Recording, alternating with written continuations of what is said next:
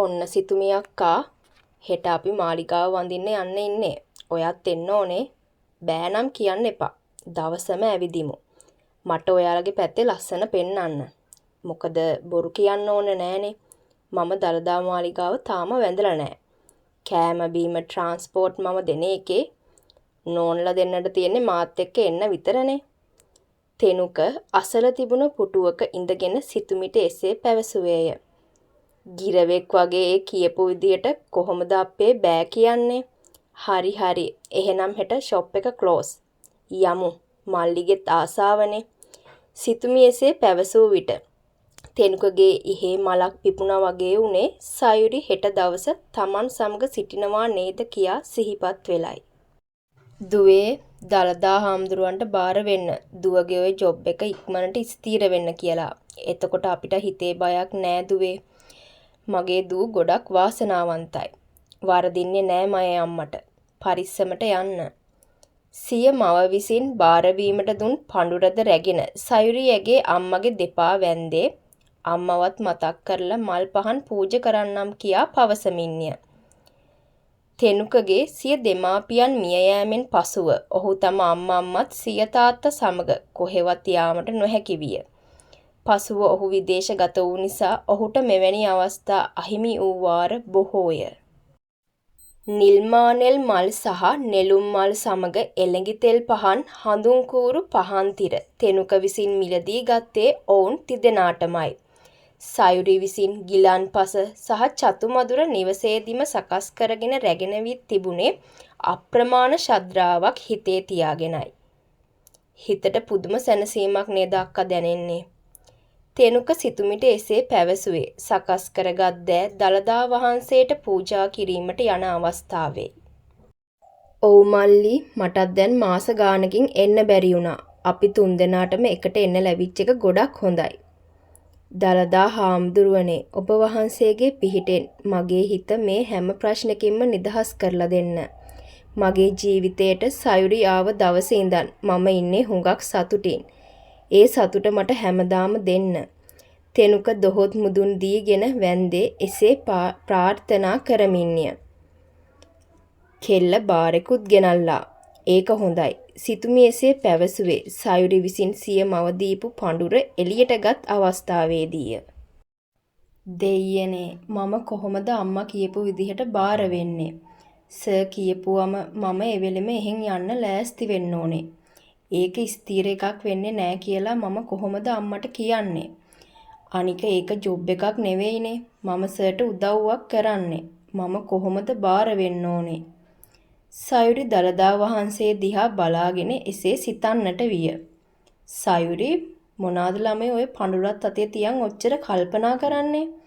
යන්න, ගිහින් හිතේ හැටියට බාර වෙන්න. පිවිතුරු හිතකින් කියන ඕනම දෙයක් දළදා වහන්සේ දෙයි ඔයාට." තෙනුක විසින් සයුරිට එසේ පැවසුවේ ඇගේ අහිංසක දෙනෙත් දිහා බලාගෙනයි.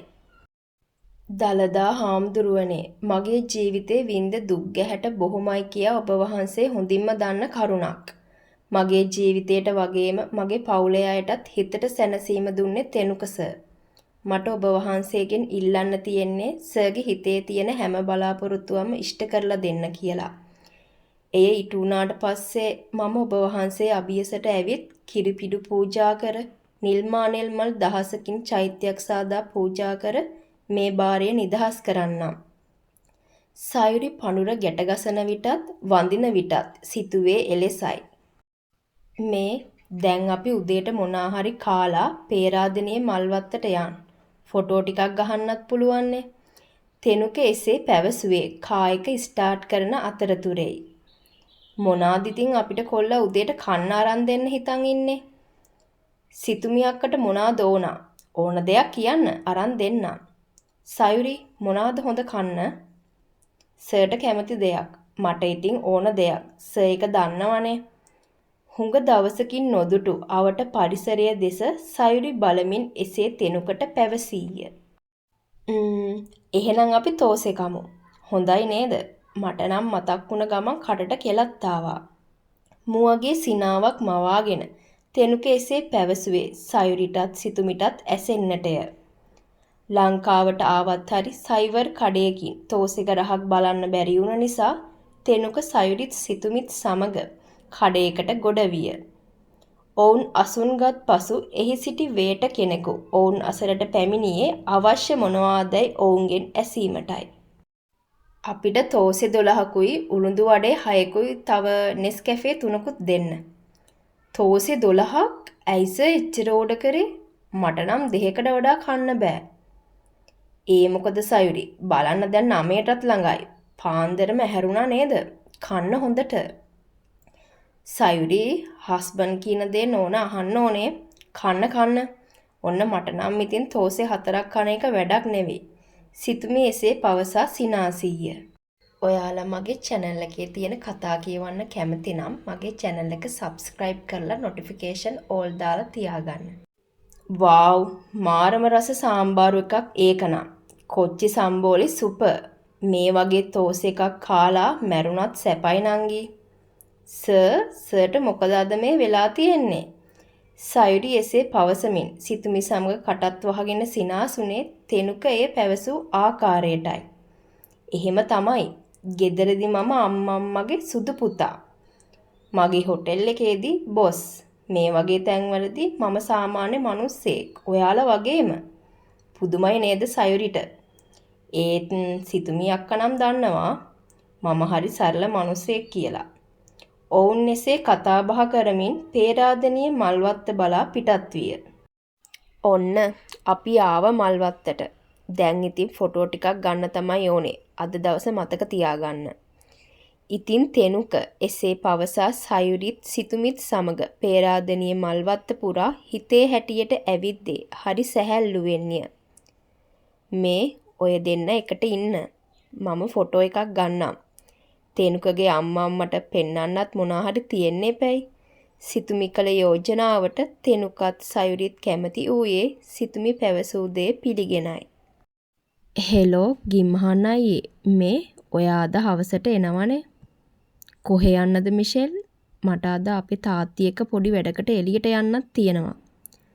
මොකක්ද ගිම්හන්? මම ඔයාට පෙරේද කිව්වනේ. අද ටානියාගේ බර්ත්ඩේ එක.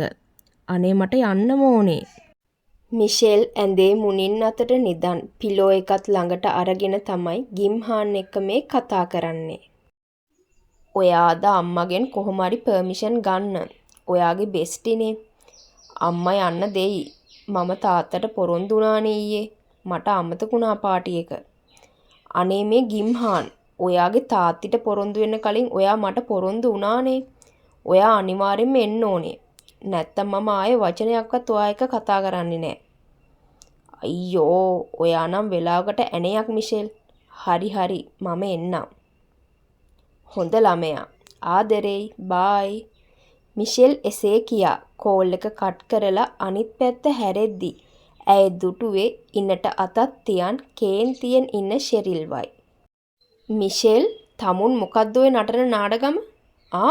හැමදාම බැලුවොත් මොකෙක්ගේ හරි පාටි එකක්. අද මේ ගෙයින් එළියට අඩියක් හරි තිබ්බොත් මම බලා ගන්නම්. අනේ මේ අම්මා අද යන්න ඕනේ. ටානියාගේ ගෙදර යන්නේ. කාගේ වුණත් අද යන්න බෑ. එච්චරයි. ටිකක් බුරුල දුන්නම කරේ යන්න එනවා. මෙහෙ දෙනවෝක. මේකෙන්නේ හැම එකටම කතා කරන්නේ. එසේ පවසා ෂෙරිල් විසින් මිෂෙල්ගේ ෆෝන් එක උදුරා ගත්තාය. අනේ අම්මා මගේ ෆෝන් එක දෙන්න. ඔයා ඔහොම කරන්නේ මම බබෙක් නෙවෙයිනේ. අනේ තාත්ති මෙහෙ එන්නකෝ. මොකද මේ අම්මටයි දුටයි වෙලා තියෙන්නේ. මට ගෙදර ඉන්න දවසටවත් නිදහස ඉන්න දෙනවද ඔය දෙන්න? තාත්ති බලන්නකෝ අම්මා මගේ ෆෝන් එක ගත්තා. ඒක ඉල්ලලා දෙන්නකෝ තාත්ති. ෂෙරිල් ඔහොම මේ ළමයව දැන් හදන්න බෑ. පොඩි ළමයෙක් නෙවෙයිනේ. දෙන්න ෆෝන් එක. ලලිත් එසේ පැවසූ පසු ෂෙරිල් මිෂෙල්ගේ ෆෝන් එක ඇඳ උඩට විසිකර එතනින් පිටව ගියේ. දෙන්න දිහාම තරහෙන් බලාගෙනයි. තවත් කොටසකින් හමු වෙමු. එතකන් ඔයාලා හැමෝටම සුබ දවසක්.